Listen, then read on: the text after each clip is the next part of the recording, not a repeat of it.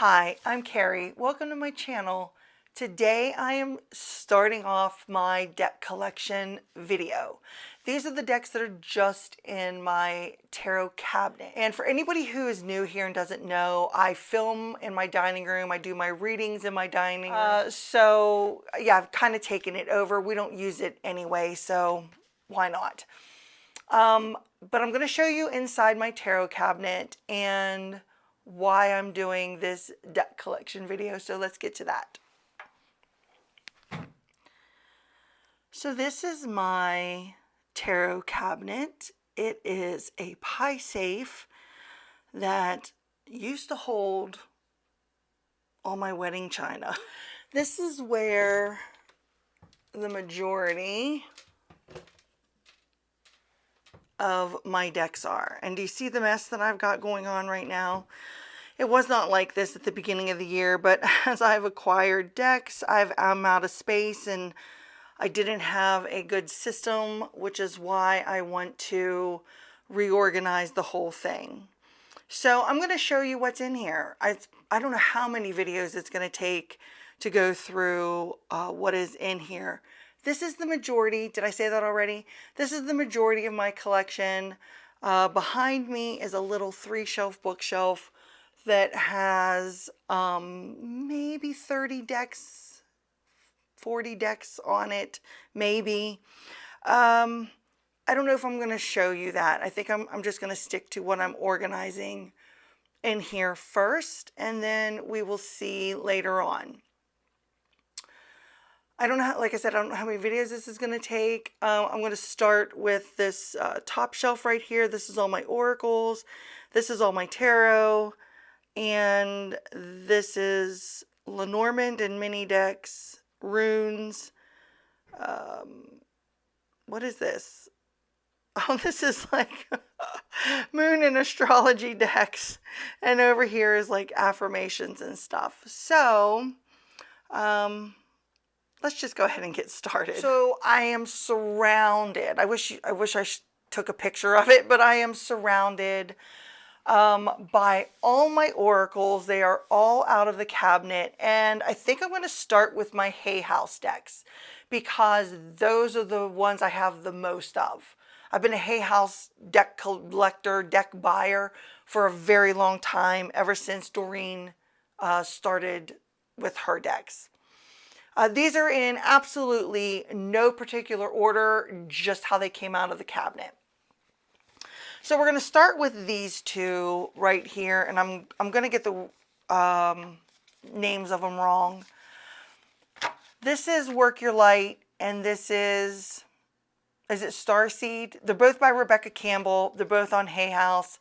I've showed these on here multiple times before, but this is my modified version that I ended up doing after I had seen Danny Mystic's modifying hers. And I'm going to tell you, ever since I chopped off the bottom and just kind of meditated and looked at the images and put my own words on here, I use this deck all the time now. I try not to show it too much on here because it is another creator's deck that I've modified and turned into something completely different. But I use this all the time. And I'm even thinking of pulling these decks into like past life work, which I will get to that later on when I get to some other decks. So that was the Work Your Light and the Starseed. I'm pretty sure it was called the Starseed Oracle by Rebecca Campbell. This one is brand new to me. It's the Divine Beloved Oracle cards by Tasha Silver. I don't know. They were having a sale, and I looked on. I was looking on the website, and this just seemed, you know, kind of gentle, kind of. I don't want to say affirmation like, because I don't really see it like that. I can't even say that much about it because I haven't used it yet. I've only had it in my house maybe 2 weeks. There's no book with this. It's just what's on the card and then the little write-up at the bottom of the card. But it was very inexpensive, and thought I could find a place for it in my collection. The next deck is, I put it because it's an oracle, the Psychic Tarot Oracle. I just did a video about this deck. Everybody should know, if you watch that, how I feel about this deck. This played a very pivotal role in my spiritual practice, a very pivotal role. If it wasn't for this, I never would have went on to read or get back into, because I had attempted to read the tarot, but I never would have gotten back in to read the tarot. It's set up like a tarot system, minus the 10s through the quartz, but all the other cards are there, and the majors have been renamed. It has the chakra cards in it, and yeah, so like I said, if it wasn't for this deck, I don't even know if I would be reading my tarot cards at this time. Sorry if I sound really froggy. I woke up like this. I don't know if I'm coming down with something or not. The next deck that is a favorite of mine is the Wisdom of the Oracle by Colette Baron Reed. I used this for quite some time. I still randomly pull it out whenever I want to, but I've just been so overwhelmed with the amount of decks that I have recently that I haven't been using this one very much. But this is a fantastic deck of hers. I think it's very good as far as, you know, bringing in some of the shadow side of things. Pretty sure this has the reversed meanings in here. Let me see. Oh, okay, this is the one that has the essential meaning, the oracle message. Then you get a relationship message, a prosperity message, and then the protection message. And that would be kind of like your reversed message. So it is really, I think, well-rounded as far as an oracle goes, because it encompasses, you know, there's a message for all of those things. Or you could just go off of it intuitively. Boy, this is going to be a long video if I keep stumbling over my words, but you could go off it intuitively if you wanted to. The images are beautiful with this, and it really does spark a lot with my intuitive side. So I worked with this exclusively for quite some time. So that is the Wisdom of the Oracle. My next, I'll show this one, Colette deck, and I will do this one quickly also. This is the Enchanted Map Oracle. This is the new version that's borderless, where they changed a couple of the images on the cards. I've already talked about this one extensively in my Decks That Shape My Practice, and this was one of them. This was the first oracle that kind of had the shadow, more of a shadow aspect to it. It does have reversed meanings to it in the guidebook. I think this is a fantastic oracle, whether you're starting out or even a seasoned reader. Even though the names are different, you can still get things from them. I mean, even though this says goblins, just look at the image of it. You know that it is the shadow side of what's going on. And you know that it's your ego or things like that that are coming forward, that are taking over and maybe skewing your viewpoint on some things. So it doesn't really matter that the words don't have that traditional like keyword at the bottom of it. There's still enough here to really get something and to use it without using the guidebook. Magical shapeshifter. This is a person that's coming into your life that's going to make some sort of a difference, teach you something. You're going to learn something from them. Maybe you teach them something. Maybe they're going to steer you on a whole nother path, change your direction of some sort. I mean, like I said, it's really easy to go with your intuition off of these cards, even though it doesn't have, like, you know, some of those traditional keywords. And I mean, mountains pretty, or like cleaning house, you know. But I love it. I love this deck. I can't say enough about it, and it will be in my collection forever. So let's show some Denise Linn decks if I can find them all.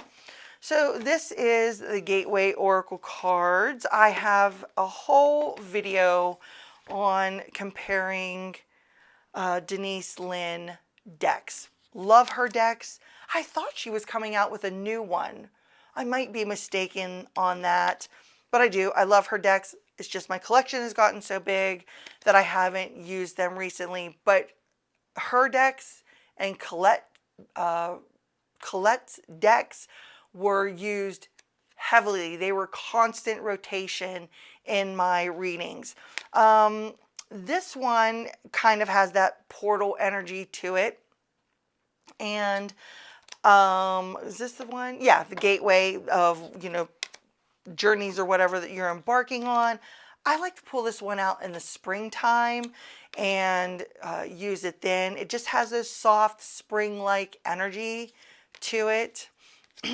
But this is a really good one, and it has just like one little affirmation thing at the bottom of it, and the guidebook talks about, whoop, that's not going to help us if we don't get to a thing.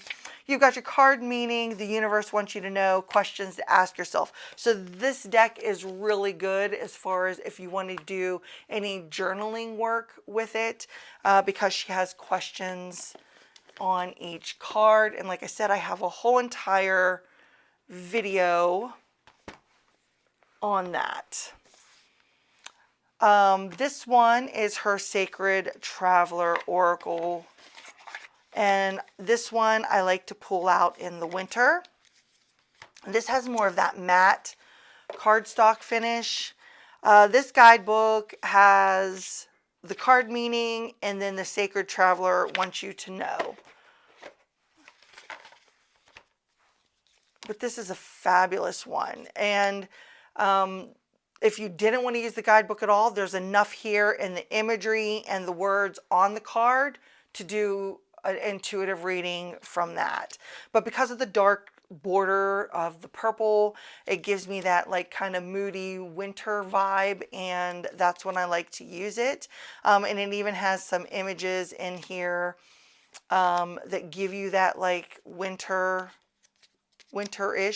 vibe to it. There's one, I don't know, I probably won't be able to find it. This was another big favorite of mine. Hay House decks, I mean, have always been a favorite of mine.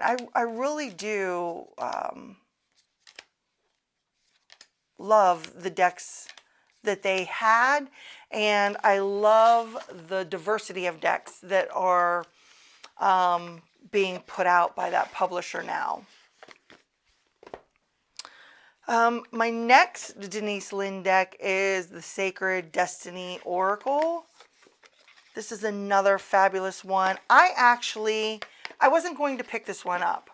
And then there was all that hype, and it was a ton of hype about this deck all over TarotTube.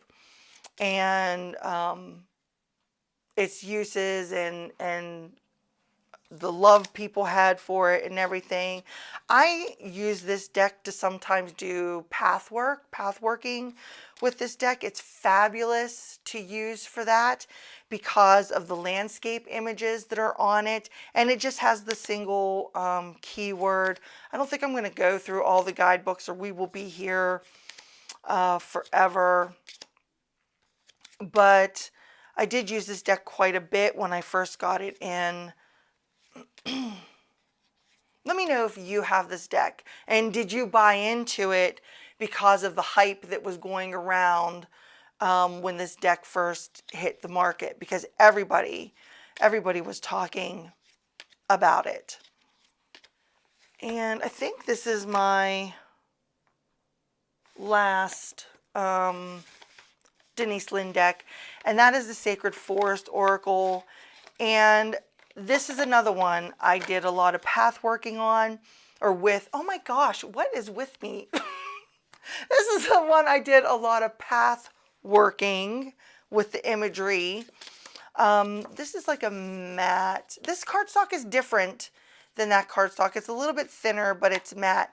This one has more, it's more fantasy a little bit, I get with it.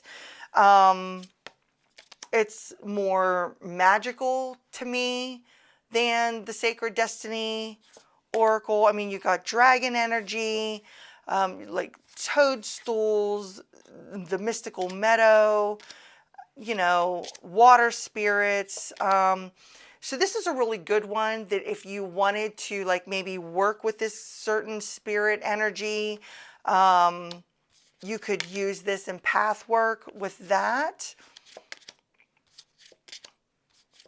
But I really do like this. There's Pegasus, like I said, unicorn. It's very, very magical based for me.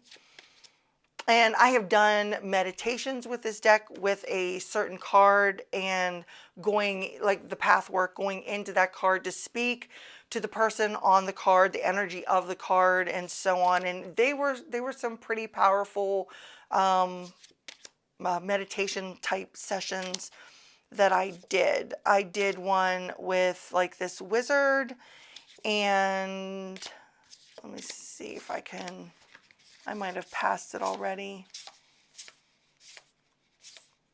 But yeah, each card has like almost like a person on it. I know there was a lot of flack about there wasn't enough diversity in it. Oh, this wizard. I did a path working session with this Wizard of the Woods. So, but yeah, I don't care. I like it anyway. So the next deck I'm going to show, I guess technically is a Colette Baron Reed deck, but it's also Alberto Villoldo and Marcella Lobis. I probably butchered those names. This is the Mystical Shaman Oracle. I haven't heard anything about this deck in quite some time until recently when the Pocket Edition was going to come out. I've had this deck since its original release, which I'm going to look real quick. That was 2018. Okay, so I've had this deck since then, and I've probably only used it a handful of times. I think it's beautiful. It goes very well with her Good Tarot, which I have and I don't use, but I cannot get myself to get rid of that deck, because I just feel like at one point in time, there's going to be a use for it. So anyway, this colorization and everything, it goes perfectly with that other deck. But I don't know. I dug this deck out recently and I started reading through the guidebook, and I've thought about putting like a keyword. The word corn, this means absolutely nothing to me. I mean, could I see this as maybe harvest or abundance? I don't know. Yeah, sure. But I don't know if there's any other harvest or abundance through here. The coyote, that doesn't mean anything to me either. So some of the, I don't like it. I mean, I like the Oracle, I guess itself. I don't like the words at the bottom of it. And that absolutely stopped me from working with it. But I just feel like I'm like being drawn to it again. So I want to find a way to get it back into my practice. So that's what I think I'm going to do after the holidays is, I mean, look here, flow, that's perfect. You could even take fire using the element of fire and what that represents, the gatherer. But then there's just like some random, you know, I mean, I guess the ghost dance is pretty. The heart of sky. What is that? what exactly? Let's see what that says. I know this video is going to be a year and a day, but let's see. Because I don't even know what that means. The essence of the heart in the sky is the love force that made all creation possible. But then as you read further, because I was highlighting certain things in the guidebook, then it's like this primeval force does not know good or bad. It is up to us to provide the clear intention that will guide it to manifest. Then you read further and it's about setting your intentions. Where in the word, the heart in the sky, does it come out about setting intentions? I don't get that from those words. Then the medicine of the card is to shed your lofty sense of duty and recognize that this is a false prison of your own making. Again, I get nothing in regards to that from this deck. So in that regards, this deck is a disappointment for me because the hummingbird, it's whatever, and the jaguar. And I'm not trying to bash the deck because I know that there's been people out there talking about how much they love it. And if they can get intuitive stuff off of the jaguar, or jaguar means something to them, great. I think that's fantastic. But I'm not utilizing this at all because of that lack of that word, that, you know, and then when you're focusing on like the luminous warrior, and if I'm focusing on that, I don't know.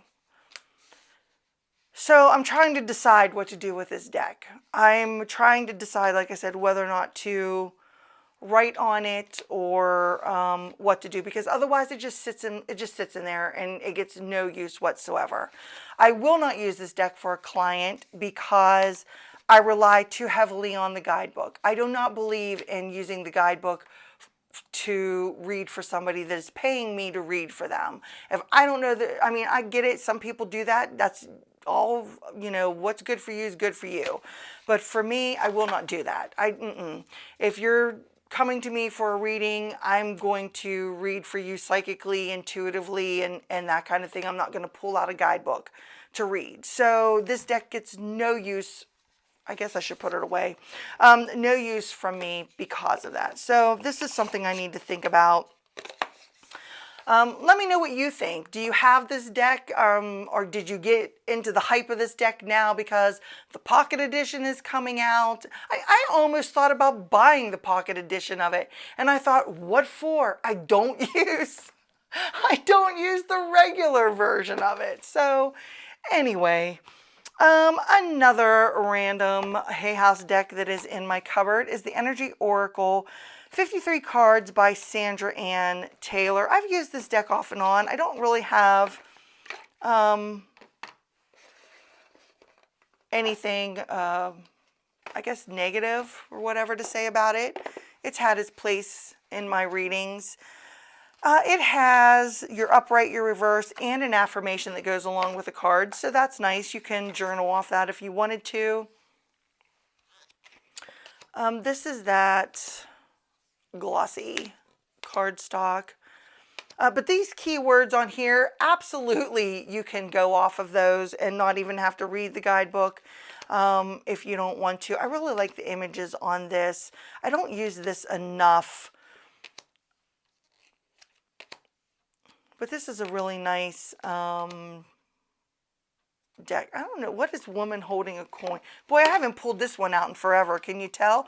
Because I'm getting like mesmerized by the thing. Female connection to money, health, or value. When this card comes upright in a woman's reading, it may refer to her directly or to the successful endeavor regarding her own finances or health. Okay. See, I didn't even remember that. But, yeah, I forgot this has the chakras in it too. Look, I'm rediscovering it right along with you guys. I completely forgot the chakras were in here. I'm going to have to pull this out and use it. See, I guess it's a good thing that I decided to do a deck collection video, because this one is shoved in the back corner, and it has some nice stuff on here. Oh, there's some angel cards. It's like, it looks like it's a little bit of everything. I haven't used this. Oh my gosh, it has to have been like 2 or 3 years maybe since I pulled this out and used it. There's man holding coin. Woman holding heart. We'll have to play around with this one. Maybe I'll do some readings on the channel or something with it. I don't know. We'll see. Okay, so an oldie, but a goodie. This is out of print. This one, I dug this one out of my little box of hers because this is Doreen Virtue and Brian Weiss, Past Life Oracle, because I have been really being pulled to start or to get back into, because I did them years and years ago and then I quit doing them for a while. But to get back into some past life readings. And I have another deck that is brand new that I bought that I will talk about why I bought it in regards to past life. Now, the only thing is some of these, like, I don't know, angels, love life, that's good. Let's scoot this over and I'm going to separate out what I don't like. So like the angel card, spirituality and religion, that could definitely be playing. Something could have happened in regards to that, to a past life to now. Trees, trust and faith, yes. Phobias, yes. Communal living. I mean, there's definitely a lot here that I think talk about that, give you that past life energy to it. And then she has random stuff. And I think it was just like, if she came out with a deck, it had to have an angel card or an angel something in there somewhere. Oh, that's just my thoughts. So, yeah. I mean, I guess Atlantis. Biblical. Yeah, I really like this one. Like I said, I've used it before in regards to, but then she like has, okay, so here. So instead of making one that had maybe several places in it, there's just this random Egypt card. I mean, there was no other, oh, here, Greco-Roman, but there's no galactic, baby. Oh, here's Asia, okay, and there's Celtic, and scribe or writer. So I guess there's some in here. I mean, but she could have put a few more in to maybe represent more places. So there's certain aspects, certain cards in here that work really well as far as doing past life readings. There's other cards in here that I feel are like, I guess, half-ass, I guess you could say, to it. Like, what is, I want to see here. What is the purpose of these trees? Maybe it's going to be a 10-part thing when I get done with all these decks. Okay, this card indicates that you have a special relationship to trees. Okay, see, all right, whatever. The Druids, I guess you could refer it to that. The Druids looked to oak trees for prophetic information, and ancient healers used tree ingredients such as willow bark for medicine. Your connection to trees may have been spiritual. Okay. I guess. I don't know, that feels like a little bit of a stretch to me, but I just pull out the cards I need from it and leave the rest in the box. But yes, I dug this out because I'm thinking of doing that. If you do past life work, please leave in the comments below the decks that you like to use for your past life readings. Is there a certain tarot that you feel is geared more toward past life? Is there an oracle, that you feel is geared towards that? I do want to get that past life oracle by the creator of the 1111 Oracle, but, I am rambling now.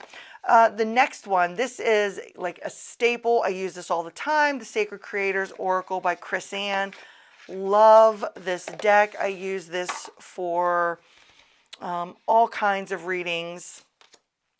I've used this in my year ahead readings to represent the energy or whatever for the quarter and so on. So this gets a lot of use. I think it's a very well-rounded deck. I guess it's supposed to be used for to guide you through inspired action in your purpose-filled life. I don't know who said that they felt it was more geared towards like a business or whatever. I don't know. Maybe I'm remembering that wrong. I'm rambling. But yeah, this is a good one. I really like this one. Another Hay House deck is the Signs of the Time Oracle by Crystal Banner. I think this one is adorable. I really like this one too. Sometimes I use the guidebook for myself. If I'm using this for others, I will just go off of whatever the keyword is. I don't know. Let's stick them down. This is a matte cardstock.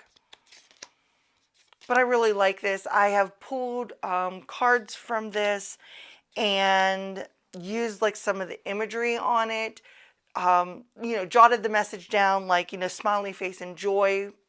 And then look to see how many smiley faces would come up throughout my day, either interaction online or, you know, wherever, other places. Same thing with like traffic cones. You just like, when you see certain images on here, it like really makes you pay attention to things in your real life and noticing when those certain images come up. So I'm blocking my light source here, but yeah, I like this deck. It's a real quick pull. You can use the guidebook. I don't think she has like reversed or anything in the guidebook. She has some additional meanings.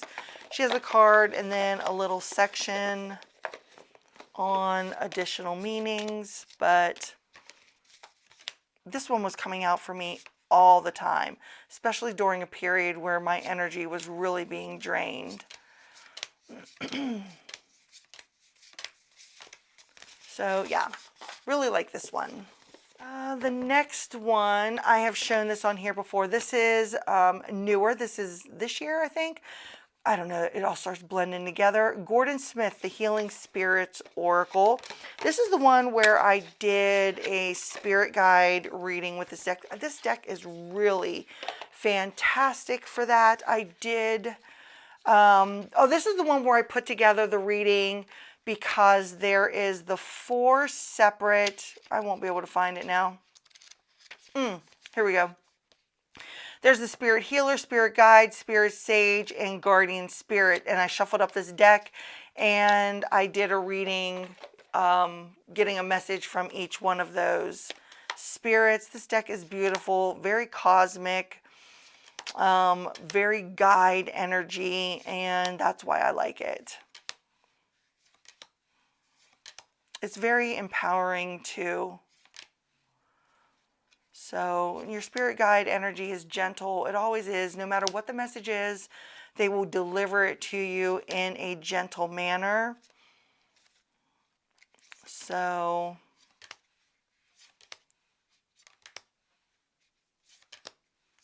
I like the colors of it. There's a lot of purple though. I mean, maybe I'm just noticing that because of the way I'm pulling the cards. But yeah, there's a lot of purple and red in this deck. But this is a really gentle one. This is a nice one if you want to use, if you aren't familiar with your spirit guides, if you're not sure how to interact in that with them, you could use this deck. I think it would be really good to do that kind of work with it. This is Kyle Gray's Gateway of Light Activation Oracle. I have only used this deck sparingly. And why? Because I got too many decks. That's why. I have nothing bad to say about this deck because I haven't given it a big enough chance to really work with it to get to know it.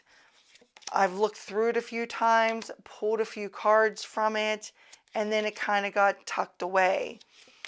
But I think I've got my like gateway portal energies covered as far as decks go, because you know, when I bought that Oracle Portals, I completely forgot about my Denise Lynn decks and the kind of portal energy that it had also. I need to work with this deck more to understand it a little better. But that is the Gateway of Light activation, is the Oracle of 7 Energies. And I worked with this briefly. This is, oh, well, shoot, this is another Colette Baron Reed deck that I should have pulled out when I did her other decks. This is a beautiful deck. It's brand new. It's matte, but this cardstock is a really thin matte. But I really like this. I like the images on it, and I like the words on it. So this guidebook, I think I did a walkthrough of this.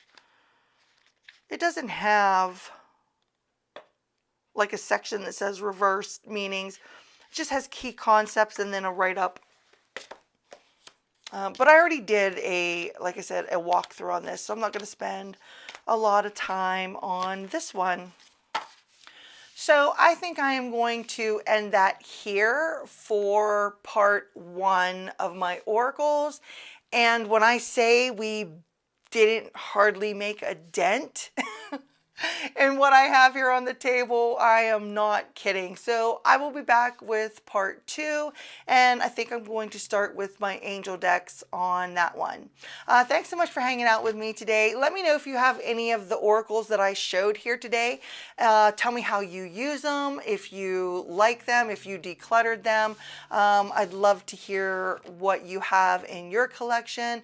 And until I see, oh, don't forget to give this video a thumbs up if you liked it, and subscribe if you want to see more of my collection, which is coming soon. And until I see you next time, bye.